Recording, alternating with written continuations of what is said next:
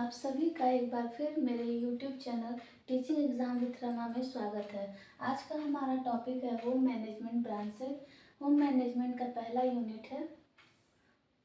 तो शुरू करते हैं आज का अपना टॉपिक। आपसे रिक्वेस्ट है, प्लीज़ चैनल को सब्सक्राइब करके वीडियो को लाइक करके फिर वीडियो को देखना शुरू करें। तो चलिए शुरू करते हैं आज का अपना टॉपिक। गृह प्रबंध एक संयुक्त शब्द है जो दो शब्दों से मिलकर बना है। पहला है गृह तथा दूसरा है प्रबंध।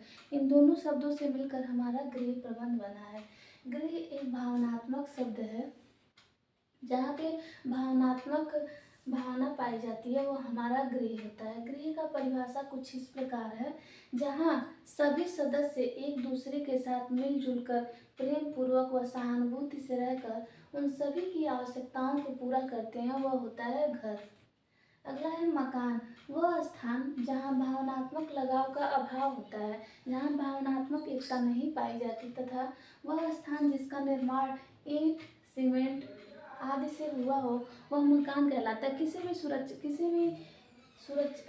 भी रहने के सुरक्षित स्थान को मकान की संज्ञा दिया जा सकता है। प्रबंध क्या है? प्रबंध किस क्षेत्र में होता है? प्रबंध का एक व्यापक क्षेत्र है। प्रबंध के लिए कोई एक निश्चित क्षेत्र नहीं होता, विभिन्न क्षेत्रों में प्रबंध की आवश्यकता होती है। प्रबंध एक पेशा है। प्रबंध एक मानसिक प्रक्रिया है जो प्रत्येक व्यक्ति अपने कार्यों में नित्य प्रतिदिन करता ही रहता है। प्रबंध कला व विज्ञान दोनों है। प्रबंध एक अनुभव है। व्यक्ति जितना अनुभवी होगा उसके प्रबंध करने की क्रिया उतनी ही अच्छी होगी। यह अदृश्य कौशल है। यह प्रत्येक व्यक्ति के अंदर विद्यमान होता है किंतु दिखाई नहीं देता है। यह सामूहिक प्रयास है। कुछ प्रबंध व्यक्तिगत तौर पे होते हैं, कुछ सामूहिक, जो समूह में कार्य किया जाता है उसमें सामूहिक प्रयास प्रबंधन को माना गया है। फिर सामाजिक प्रक्रिया है। यह पूरे निर्धारित लक्ष्य, हम जो भी लक्ष्य पहले निर्धारित किए होते हैं उनकी प्राप्ति के लिए यह जरूरी होता है। यह सभी स्तरों पर किया जाता है, जैसे आयोजन, नियंत्रण, संगठन व मूल्यांकन। सभी स्तरों पर प्रबंधन आवश्यक होता है। यह आंतरिक गुण है। यह सतत चलने वाली प्रक्रिया है। जब एक कार्य हमारा संपन्न हो जाता है फिर पुनः दूसरा कार्य उत्पन्न हो जाता है। उन कार्यों को सफल बनाने के लिए प्रबंधन की आवश्यकता पड़ती है। अगला है महत्वपूर्ण परिभाषाएं हैं गृह प्रबंध से संबंधित हैं। पहला है लिचफील्ड के अनुसार। लिचफील्ड ने प्रबंध को क्रियाओं का चक्र कहा है। एक क्रिया के संपन्न होने के बाद दूसरी क्रिया अपने आप जन्म ले लेती है।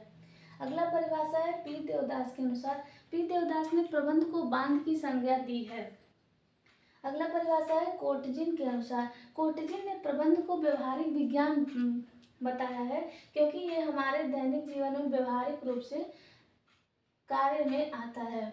एरन ओपनहीम के शब्दों में गृह व्यवस्था की जड़ संस्कृति होती है। हमारी संस्कृति से ही हमारे प्रबंध प्रभावित होते हैं। हमारी संस्कृति जैसी होती है प्रबंध का तरीका वैसा ही होता है। ग्रास एंड कैलेंडर के अनुसार मानसिक प्रक्रिया, आयोजन, नियंत्रण, मूल्यांकन। यह मानसिक प्रक्रिया है किसी कार्य का आयोजन करना, फिर उसको नियंत्रण करना, नियंत्रण के बाद उसका मूल्यांकन करना। निखिल एम डॉर्सी के अनुसार आखिरी परिभाषा है आयोजन, संगठन, नियंत्रण और मूल्यांकन का योजनाबद्ध प्रक्रिया है। आयोजन के बाद संगठन, संगठन के बाद नियंत्रण व मूल्यांकन होता है। निखिल एम डॉर्सी ने इसको योजनाबद्ध प्रक्रिया बताया है। अगला है गृह व्यवस्था का महत्व क्या है हमारे जीवन में। तो गृह व्यवस्था लक्ष्यों की प्राप्ति के लिए आवश्यक है। हम कोई भी लक्ष्य निर्धारित करते हैं तो उसके लिए प्रबंध की आवश्यकता पड़ती है। गृहिणी के व्यक्तित्व के निर्माण हेतु व्यवस्था के उद्देश्य में वृद्धि, हम जो भी व्यवस्था निर्धारित किए हैं उसके उद्देश्य में वृद्धि करने के लिए भी गृह व्यवस्था का महत्व होता है। अगला है निर्णय की प्रभावशीलता को बढ़ाने हेतु, फिर हमारे पास जो भी संसाधन है उसका उचित उपयोग कैसे किया जा सकता है, ये भी गृह व्यवस्था का ही महत्व है। फिर हमारे पास साधन तो सीमित होते हैं, उन सीमित साधनों में कैसे हम अपने कार्य को ऐसा व्यवस्थित करें कि हमारा जो वांछित उद्देश्य है, लक्ष्य है, उसकी प्राप्ति हो सके।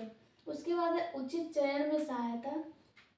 फिर नवीन स्थितियाँ, कभी कभी हम जो भी लक्ष्य निर्धारित किए रहते हैं उसके विपरीत हमारे सामने परिस्थितियाँ उत्पन्न हो जाती है। उन नवीन स्थितियों में कैसे हम खुद को समायोजित करके हम उस स्थिति से उभर सकते हैं, इसलिए भी व्यवस्था की प्रक्रिया का महत्व होता है। फिर जीवन स्तर को ऊंचा उठाने का महत्व है। वैज्ञानिक प्रबंध का सिद्धांत किसने दिया था? तो फ्रेडरिक टेलर ने दिया था। आधुनिक प्रबंध का सिद्धांत किसने दिया था? तो हेनरी फेयोल जी ने दिया था। फिर आता है गृह व्यवस्था में बाधाएं कौन कौन सी आती हैं? साधनों की पर्याप्त जानकारी का अभाव होता है।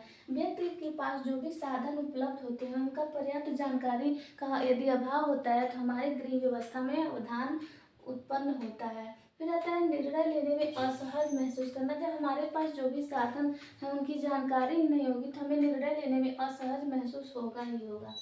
फिर आता है व्यवस्था लक्ष्य से संबंधित न होना।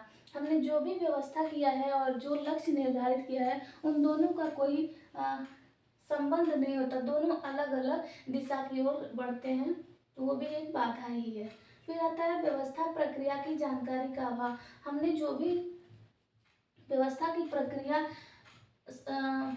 सोच रखा है उस जानकारी का हमें अभाव या उसकी कम जानकारी होना भी बाधा उत्पन्न करता है। फिर व्यवस्था का उत्तरदायित्व परिवार के सभी सदस्यों की होना। सभी सदस्य जिम्मेदारी पूर्ण कार्य को नहीं कर पाते तो इस वजह से भी व्यवस्थापन प्रक्रिया में बाधा आती है। फिर आता है गृह प्रबंध के चरण या प्रक्रिया। तो कुल 4 चरण है।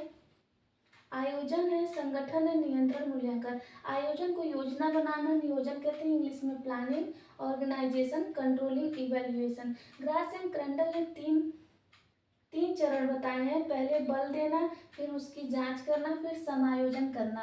अगला है योजना बनाना। यह प्रबंध प्रक्रिया का प्रथम और महत्वपूर्ण चरण है। किसी कार्य को करने से पूर्व उसकी एक व्यवस्थित रूपरेखा तैयार करना जिससे वांछित लक्ष्यों की प्राप्ति हो सके, उसी को ही आयोजन कहते हैं। आयोजन में यह बताया जाता है कि कौन सा कार्य कब और कहाँ और कैसे और किस माध्यम से किया जाना है।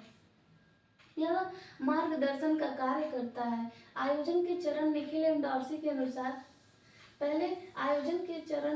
पहले चरण में आता है समस्या को परिभाषित करना, फिर विकल्पों का चयन करना, फिर विभिन्न विकल्पों को उपयोगिता अनुसार विचार करना, फिर अधिक उपयुक्त का चयन करना। जो भी हमारे समस्या के समाधान के लिए सबसे अधिक उत्तम विकल्प होता है उसका चुनाव करना, फिर उस परिणाम को स्वीकारना। आयोजन 2 प्रकार के होते हैं, अल्पकालीन, दीर्घकालीन आयोजन। दीर्घकालीन आयोजन अल्पकालीन योजना पर निर्भर होती है। अल्पकालीन योजनाएं मिलकर ही दीर्घकालीन योजना का निर्माण करती है। परिभाषा इसका क्या है? लुईस एलन के अनुसार नियोजन के माध्यम से उतावली निर्णय की अटकलबाजियों को समाप्त किया जाता है। हमारे कार्य में जो भी कार्य से संबंधित न होकर जो भी निर्णय होते हैं उन सभी से मुक्ति पाई जा सकती है या उसको समाप्त किया जाता है। ये था योजना तक का। अगला जब शुरू होगा तो संगठन से शुरू होगा। आई होप आप सभी को पसंद है। प्लीज़ चैनल को लाइक, शेयर एंड सब्सक्राइब करिए।